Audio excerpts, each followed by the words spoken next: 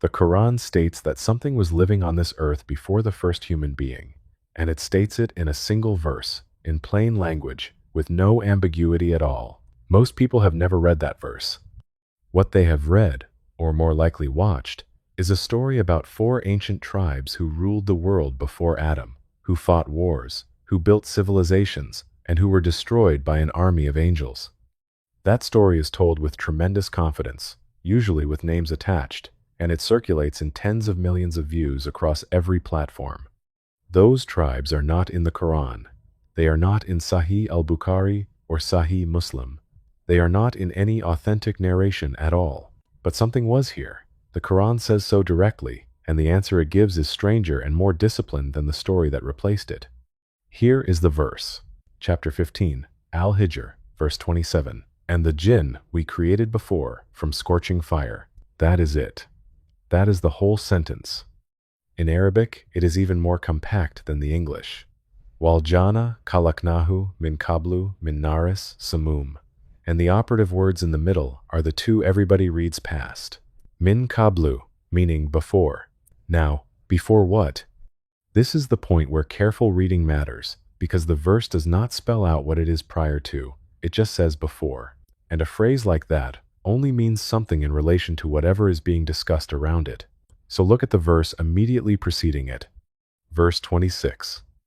And we created man from sounding clay, from altered mud. Verse 26 establishes the creation of man. Verse 27 says the jinn were created before man. That is the referent, and it is sitting one line up. And this is not my reading. Ibn Kathir, in his commentary on this passage, addresses that exact phrase and glosses it in 4 words. He writes that, and the jinn we created earlier, means before creating humans. That is the whole gloss. He does not hedge it, he does not present alternatives, and he moves straight on to discussing the material they were made from. Al-Jalalain does the same thing, expanding the phrase to say plainly that this means before the creation of Adam. So, this is not inference. It is not a subtle deduction assembled from scattered clues, and it does not require any special reading. It is a statement in the text, read the same way by the major commentators, that a created intelligent species existed before the first human being. And it is worth pausing on how ordinary the verse is. It is not presented as a revelation of a secret. There is no build-up to it, no emphasis, no instruction to reflect on it. It sits in a passage about the creation of Adam, and it delivers the information in half a line, as background, the way you would mention the weather. One of the more remarkable claims in Scripture, and the Quran does not raise its voice for it. And there is a supporting detail in the same passage worth noticing, because it shows the verse is not a throwaway line. The 2 verses are constructed in parallel. Verse 26 gives the creation of man and names the substance. Verse 27 gives the creation of the jinn and names the substance. Same structure, same shape, one after the other. The Quran is deliberately putting the 2 creations in the same frame so that you compare them. If verse 27 were merely incidental, it would not have been built to match the verse above it. That fact alone should reframe how you picture the opening of human history. There was no empty stage. Adam did not arrive into a world that had never held a thinking creature. Something with will, capable of obedience and disobedience, was already here. Now, what exactly was already here, and how do we know they were different in kind rather than just earlier? That brings us to the architecture, and this is where the Quran gets genuinely precise. Chapter 55, Ar-Rahman, verses 14 and 15, place the 2 creations side by side in consecutive lines. He created man from clay like pottery, and he created the jinn from a smokeless flame of fire. 2 verses, back to back, 2 creations, 2 substances. The chapter is deliberately setting them next to each other, so the contrast is unavoidable. And then, a narration in Sahih Muslim completes the set with a 3rd. The angels were created from light. The jinn were created from a smokeless flame of fire. And Adam was created from what has been described to you. 3 creations, 3 materials, and they are light, fire, and clay. Now hold those 3 materials in your head and notice what they actually are, because the choice is not arbitrary. Light has no substance you can hold. It does not resist you, It does not have a location you can point to in the way a stone does, and it does not change. That is the angels. Fire is the middle term. It is real, it moves, it consumes. It is difficult to contain, and it does not hold a shape. It is the least stable material of the three, that is the jinn.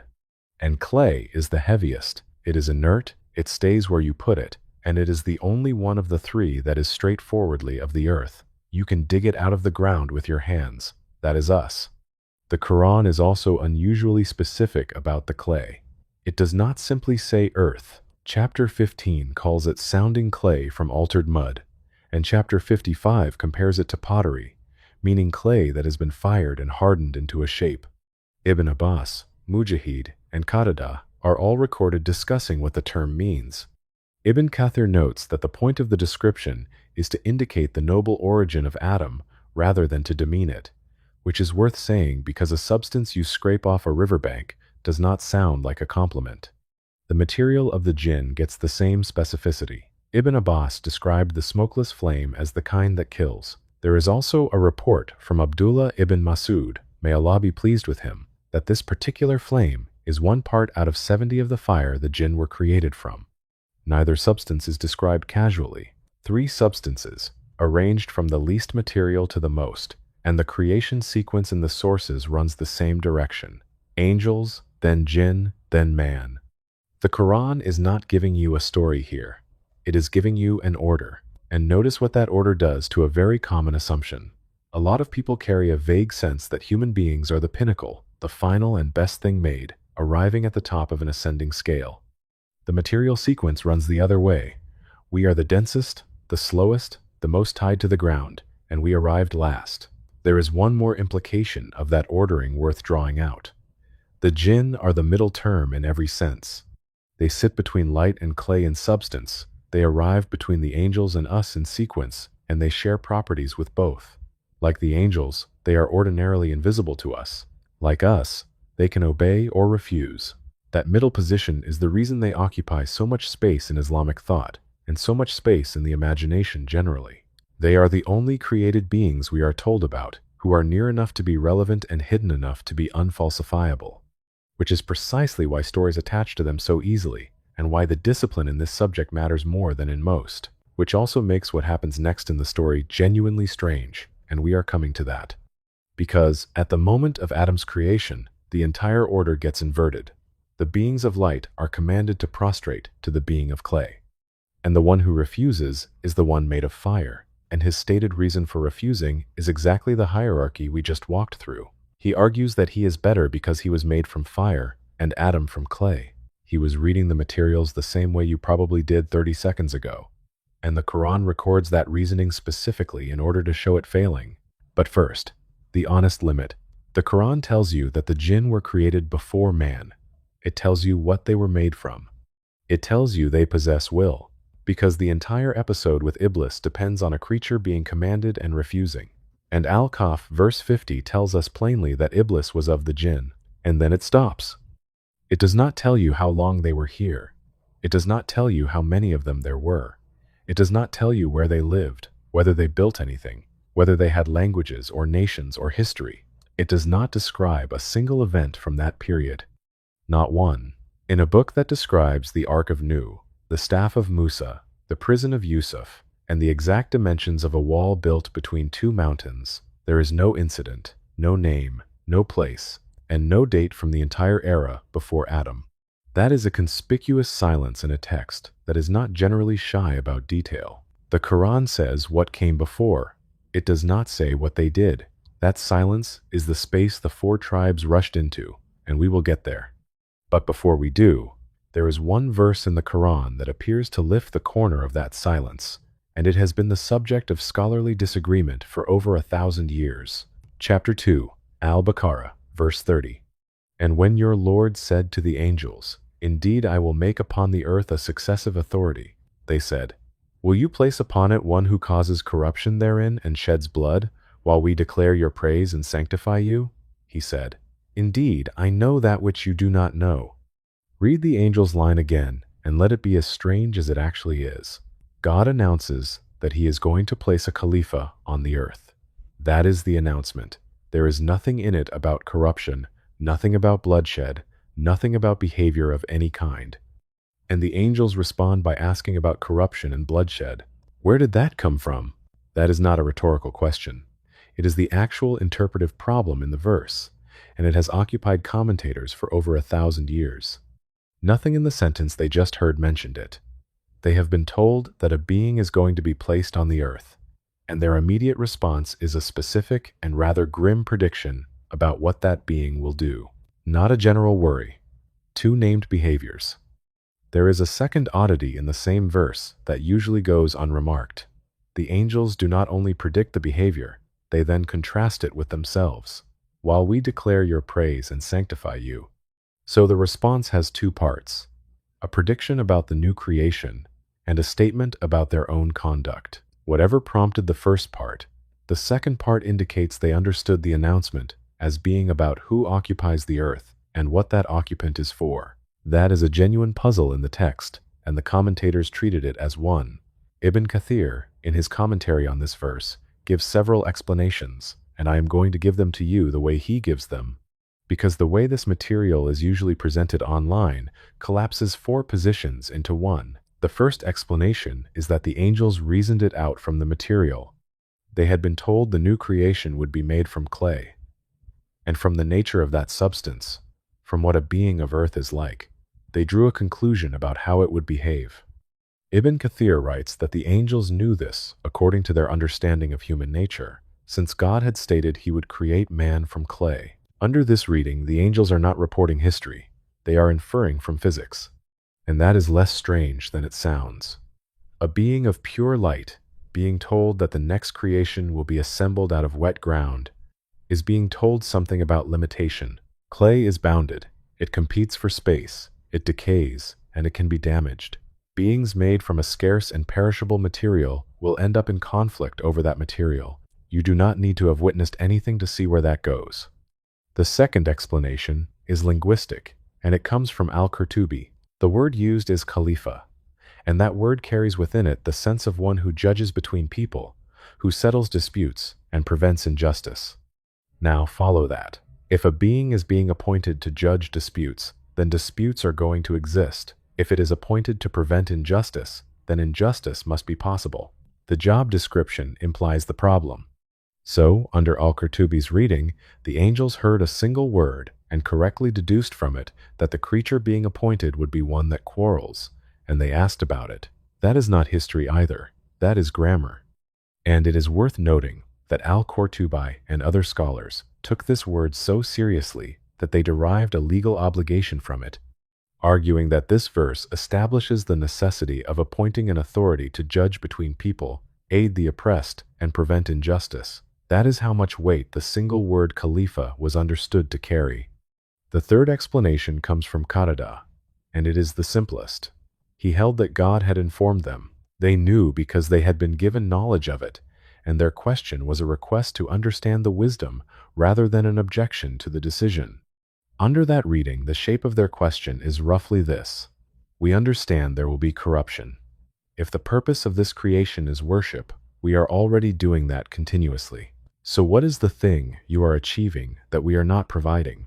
Which, notice, is a question that receives an answer in the very same verse. He said, "Indeed, I know that which you do not know." And the verses immediately following give the demonstration, when Adam is taught the names, and the angels are shown that they do not have them. And Ibn Kathir is careful on this point, because it matters and because it is easy to get wrong. He states directly that what the angels said was not a form of disputing with God, and not out of envy toward the children of Adam, as some mistakenly thought. The Quran elsewhere describes the angels as those who do not speak before he speaks. This is a question asked with permission, seeking to understand. Now the fourth reading, and this is the one that has swallowed the other three on the internet. The fourth reading is that the angels knew because they had seen it before, that the jinn had inhabited the earth prior to Adam, that they had corrupted it and shed blood on it, and that the angels were drawing on direct experience of an earlier occupancy. You will find this in Al-Jalalain, which states it as part of its gloss on the verse, adding that when the earlier inhabitants became corrupt, angels were sent against them and they were driven off. You will find related reports collected by al-Tabari. Maki, in his commentary, notes that many commentators narrated this view. It is a real position held by real scholars, and I am not going to pretend otherwise. It is also, notably, the most narratively satisfying of the four, which is worth being suspicious of in yourself. It supplies a scene. The other three supply reasoning. But look carefully at where it sits. Ibn Kathir does not lead with it. He gives the reasoning, from Clay explanation first, then al-Qurtubi's linguistic reading, then Qatada's. The reading that has become the entire subject on YouTube is not the one the most widely used Sunni commentary puts at the front. And that ordering is information. When a commentator of that stature presents several possibilities and does not settle on one, the honest conclusion is that the verse does not settle it either. Ibn Kathir also records a fifth explanation entirely, from al-Razi and others, which reads the angel's words as a request that they themselves be allowed to inhabit the earth rather than the children of Adam, with the divine reply, meaning that he knows whether their remaining in the heavens is better for them. He records it, and, as with the others, does not close the file. 5 readings of one question. That is what the commentary tradition actually looks like when you open it, rather than the single confident answer that gets extracted from it. So here is where we actually are, and I want to be exact. The Quran states that the jinn were created before man. That is firm. The Quran does not state that the jinn corrupted the earth before Adam. That is an interpretation of why the angels asked a question. It is one of several interpretations, and the commentators who examined it did not agree on it. And notice how thin the foundation is once you see it clearly. The entire pre-Adamic war narrative, all of it, rests on a reading of the motive behind a question, not on a description of events, not on a verse recounting anything that happened, on why a group of angels phrased an inquiry the way they did. That is a very small hook to hang a civilization on.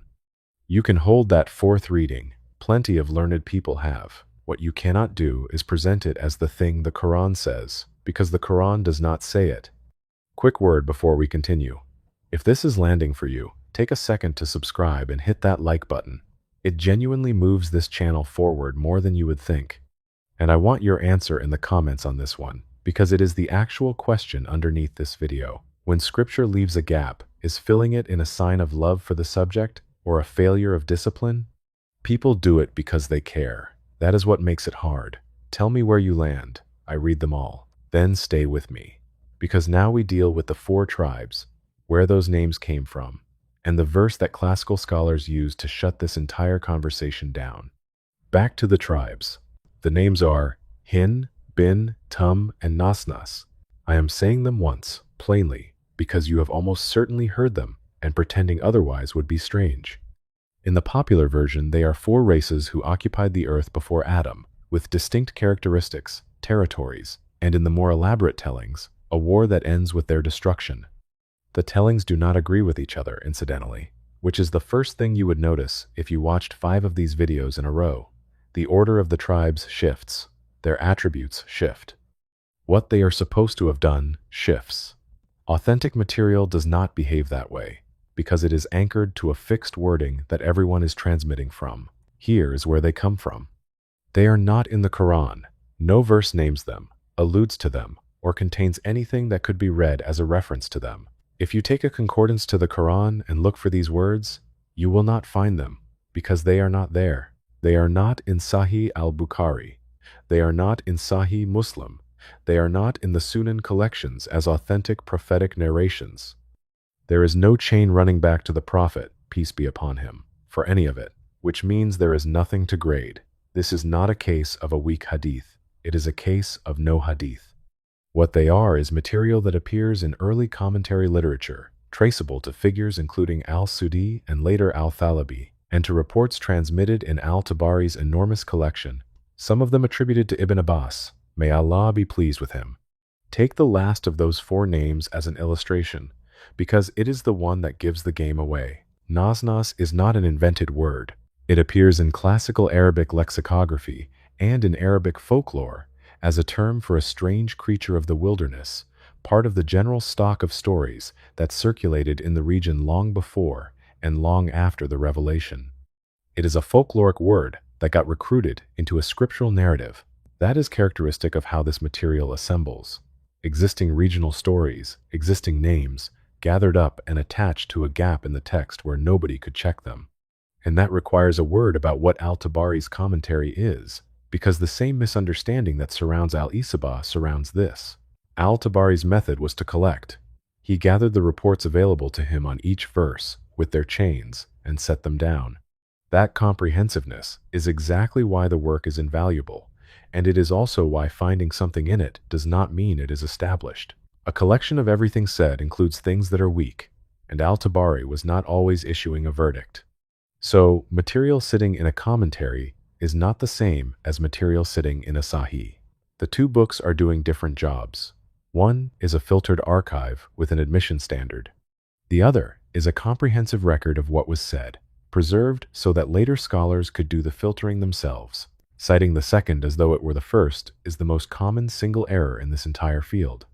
Now, the category this belongs to has a name in Islamic scholarship, and the name is the whole story. It is called Isra'iliyat. The term refers to material that entered Islamic commentary literature from earlier Jewish, Christian, and in some cases Persian sources. It arrived in the first centuries through converts and through ordinary cultural contact, and it clustered exactly where you would predict, which is around the parts of Scripture where the Quran is brief. The Quran is brief about the period before Adam, so that is exactly where the gap filled up. And notice that this is not a slur on any earlier community. The category is descriptive rather than accusatory. It simply marks material as having entered from outside the Islamic sources, which means it cannot be used to establish anything within them, whatever its own origin or merit. Scholars distinguished within it too. Some Isra'iliyat agrees with what is established, some contradicts it outright, and a large middle band neither confirms nor conflicts, and the classical instruction on that middle band was to neither affirm nor deny it. The four tribes sit in that middle band, which means the correct scholarly posture toward them is not belief and not denunciation. It is to decline to build on them. And this is where something genuinely satisfying happens, because the scholar who did the most to systematize the rejection of this category is the same man we have been quoting all the way through this video. Ibn Kathir is the great critic of Isra'iliyat. His entire methodological program was to explain the Quran through the Quran, then through authentic narration, then through the statements of the companions, and to flag imported material as what it was. The commentary that gives us the careful four-part treatment of the angel's question is the same commentary written by the man who spent his career pulling this kind of material out of circulation. So when someone cites classical tafsir to support the four tribes, notice which classical tafsir, and notice that the most widely used Sunni commentary in the world was written specifically to counter that kind of transmission. None of this means the early scholars who repeated these reports were dishonest. They were transmitting what reached them, often explicitly noting the chain so a later reader could evaluate it. The system worked exactly as designed. The material was preserved with its provenance attached, and later scholars used that provenance to sort it. What is happening now is different. The provenance has been stripped off, and the story is being presented as scripture, and there is a cost to that beyond accuracy. A person who builds part of their picture of Islam on this material, and who later discovers it was never established, does not usually make a small correction. They start wondering what else they were told that has no basis. The damage is not in the story. It is in what happens when the story fails, which is a good reason to be told the sourcing up front by someone who is not selling you anything. And there is a verse the classical scholars reached for whenever this kind of speculation started, which is the right place to end this. Chapter 18, Al-Kahf, verse 51. I did not make them witness to the creation of the heavens and the earth, nor to the creation of themselves. Read the context of that verse, and it is even sharper. It comes immediately after the passage about Iblis being of the jinn, and it is a statement about why these beings and their offspring should not be taken as allies or authorities. They were not there. They did not observe the making of the world, and they did not observe the making of themselves. Nobody was standing there taking notes. Not the jinn, not us. The verse is doing something specific. It is closing off a source. It is saying that on the subject of what happened at the beginning, There are no independent witnesses to consult, and any claim to hidden information about that period is a claim without a foundation, which means the entire genre of pre-Adamic history has been addressed in the Quran, and the address is not a description, it is a refusal to supply one. And it is a refusal with a reason attached, which is the part that makes it more than a brush-off. The reason given is testimony. Nobody was present. That is an evidentiary standard, applied by the Quran to itself, in a verse about not taking unreliable authorities as guides. The book is modeling the same discipline it is asking of you. Now, is that disappointing? I want to take that seriously rather than dismiss it, because the appetite behind these stories is not a bad appetite. Wanting to know what came before is one of the most human things there is. It is the same impulse that produced archaeology and cosmology and every origin story any culture has ever told. But look at what the Quran actually gives you in place of the narrative, because it is not nothing. It gives you a sequence: angels, then jinn, then man. It gives you 3 materials, arranged from the most subtle to the most dense. It gives you the fact that the earth held intelligent life before it held us. It gives you a hierarchy, and then it inverts the hierarchy at the moment of Adam's creation, and it records the objection of the one who could not accept the inversion. That is an enormous amount of structure. It just is not a story. And it answers questions people genuinely have. Why do the jinn behave the way the sources describe? Because of what they are made of, and where they sit in the order. Why was Iblis's refusal about materials? Because the materials are a real hierarchy, and he was reading it correctly and drawing the wrong conclusion. Why does the Quran bother mentioning the substance of each creation at all? Because the substances are the argument. None of that requires a single pre-Adamic date. And the difference between structure and story is the difference between something you can build on and something you can only repeat. Notice also what the missing information would actually give you. Suppose you knew how long the jinn were here. Suppose you had their names, their cities, the dates of their wars. What would change? Not one obligation, not one prayer, not one decision you have to make this week. The Quran is remarkably consistent about this. It supplies what bears on how a person lives, and it declines to supply what merely satisfies. The stories it does tell in detail, Yusuf and his brothers, Musa and Pharaoh, the man at the edge of the city, all have an argument inside them. A catalog of pre-Adamic tribes does not. So the honest answer to the question this video asks is short. Who lived on earth before Adam? The jinn. The Quran says so at chapter 15, verse 27, in one line, and the major commentators read it exactly that way. What did they do here? The Quran does not say anywhere in any verse. The angel's question in chapter 2 might reflect knowledge of it, and it might reflect reasoning from clay, or from the word Khalifa, or from information they were given. Serious scholars have held all of those positions, and the text does not close between them. And who were Hin, Bin, Tum, and Nasnas? They are not a Quranic answer to any question. They are Israeliyat. They belong to a category of imported material that the tradition identified, labeled, and taught its students to recognize several centuries before any of us were born. The tools for sorting this were built 1,000 years ago. They still work, and they are freely available in translation. Almost nobody uses them. That is the part I would actually want you to take from this. Not the conclusion about 4 names, which you will forget. The method. When you next meet a confident claim about Islamic history, the questions are always the same 3. Is it in the Quran? Is it in an authentic narration? And if it is in neither, where did it come from and who first said it? Those 3 questions dissolve most of what circulates, and they take about 10 minutes to run. And the last thing worth saying is the thing this channel keeps arriving at, because the Quran keeps arriving at it. The book that refuses to tell you the population of the earth before Adam, that declines to name a single pre-Adamic event, that explicitly states no one was made a witness to the creation, is not a book that is withholding. It is a book that is selective, and you can see what it selects for by looking at what it says instead. Chapter 39, verse 53. Say, O my servants who have transgressed against themselves, do not despair of the mercy of God. Indeed, God forgives all sins. Indeed, He is the forgiving, the merciful. There is no ambiguity in that one. No competing readings, no chain to grade, no category to sort it into. The things that were left out were left out. The thing that was needed was made as plain as language allows. Something was here before us. We are told that much, and we are told what it was made of, and then we are told to get on with our lives. There is a kind of respect in that, if you look at it the right way. A book that filled every gap would be treating you as someone who needs to be entertained into belief. This one hands you a sequence, a set of materials, an order and its inversion, and trusts you to find that sufficient. The four tribes are what happens when someone decides it was not. If you want to go further into what the sources actually establish about these beings, rather than what got attached to them later, the video on the jinn who claim to have met every prophet is on this channel, and it is the natural next one to watch.